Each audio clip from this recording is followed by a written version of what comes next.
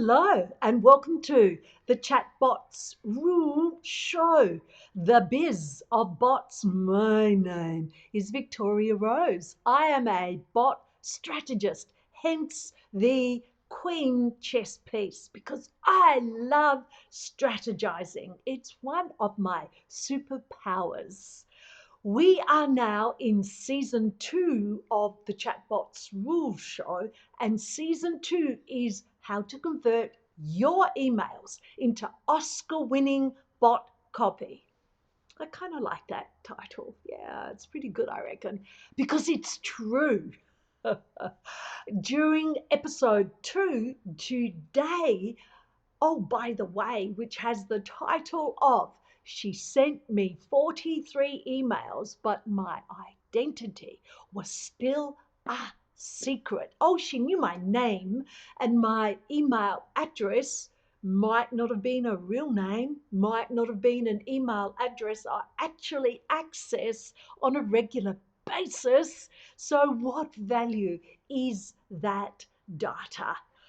You know, the interesting thing about your email list is it's not the size that matters. Yes, size does matter, but not with the email list. It's how many are active that actually matters. You see, technology has moved on as far as communicating with your people, but email hasn't. It's not dead though, unless you happen to be very young, then it's dead. I will now share with you one of those 43 emails. It's a case study. Let's look together at the beginning of this email. So here's the email. It's a good email, great copy. This business owner spends a lot of money on Facebook ads. So um, she's been doing this for quite some time. It's a story lead. Go back with me to 2017. I had been riding the launch crazy train, but I was exhausted. It was high stress and high stakes, and I wanted out. Notice that just in the first 1, 2, 3, 4, 5, 6, 7, 8, 9, 10, 11, every single one of those sentences was all about I. So you really have to have very clever copy for someone to identify with that. Yeah? So let's now have a look. This email goes on. So using paid traffic and automated webinar funnels, those course creators, so she went on this course, went from 175,000 a launch to 175,000 a week. Now, wouldn't it have been great to have popped a question in there? What difference would this make to your business, for instance? But no, we keep on and on. You'll notice that I have redacted the identifying information. Then we go on to the very last email. I want you to get going. I want. Notice all of the I wants. But anyway, clearly it must work for her.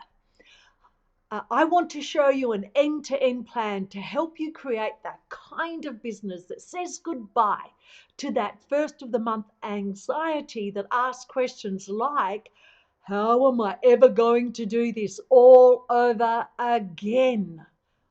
Okay, so we go down to the bottom of the page. We all know that people take most note of the first part and the last part. And if you've included a PS, then you're doing really good. The PS, if you're a course creator who is ready to get off the launch roller coaster and start scaling, complete our application so we can determine whether or not you're a fit for our advanced group coaching program. Apply here.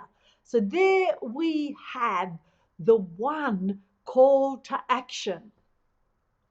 Now, I tapped on that call to action because I'm a curious person, and I knew that I'd chosen this email. So I wanted to let you know what happens when you tap on the one call to action through the entire email. And what happens is, yes, you do apply, you go to a form, and they're 6 pages long. There are 2 to 3 questions on every page, which you have to answer. So that's the one email that we're having a look at. So this is a monologue email with one call to action. Here we can see that the average in 2021, the average click-through rate from emails is 3 to 7%. Now, if you're doing higher than that, bravo, you're really doing something well. But if you are not in that range, then something needs to change. I believe that even 7%, even 10% is not good enough. What if you could create a 20% click through rate? How good would that be?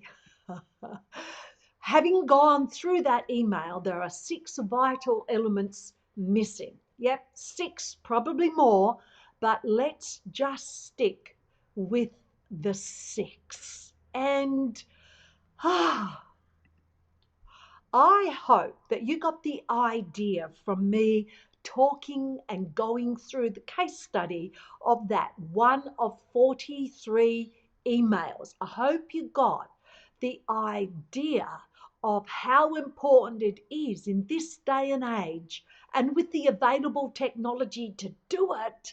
Why aren't you doing it? Why aren't you collecting these 6 vital elements? So let me show them to you right now. So this is the first one. No, it wasn't very clever to do it in white, was it? Clearly, the first one is interaction, because there's no way that you can really do proper interaction in an email. Sure, you can ask questions, and when they're reading your email, they might be nodding their head going, yep, that's me. But it's not a conversation where they have to respond or the conversation stops. I believe that interaction is absolutely vital. Let's have a look at the other thing, loyalty. It would have to be really good copy and quite a few emails for you to build loyalty just from an email. The thing is, it's well known that micro commitments are the things that help people step by step take the path that you want them to take through your sales funnel. But with an email, you get one go, one call to action, and you don't have any opportunity to take them on a journey. The third one is curiosity. They can see that email in one go if they're on their laptop or computer, or they'll just scroll through and until they get to the end, because all anyone's looking for is what is the price, or what is the deal here? What are they actually after? Now, the other one is segmentation. With an email, you cannot segment your people except with that call to action at the end, that one call to action. Now, you're probably saying, well, my email has a lot more calls to actions. But you have to be really, really careful with those calls to action, because an email is for one thing and one thing only, and that is to get them to take the next step. It has to be really clear there. Let's have a look at this one. Permission marketing. This is what I extra especially love about what I do with chatbots. It's permission marketing. And with the way we have such sophistication with consumers these days, you better have permission marketing where they actually want to keep tapping the call to action. And of course, that leads us into the one which is data collection. No data collection in 43 emails. I mean, normally I would have unsubscribed, but I became curious about, well, what's going to happen here? How long is she going to go for? Data collection, vital. And when you just send out your emails, you are missing out of the most amazing opportunity today to learn more about your list, to find out more about them, to build a relationship so you can build brand loyalty, so you can give them a journey to go on that's different from just the email. Next episode, I will be showing you the difference, the journey that someone can take with sequenced messaging rather than the email. And it's actually a very good comparison. I'll see you in the next episode. Bye.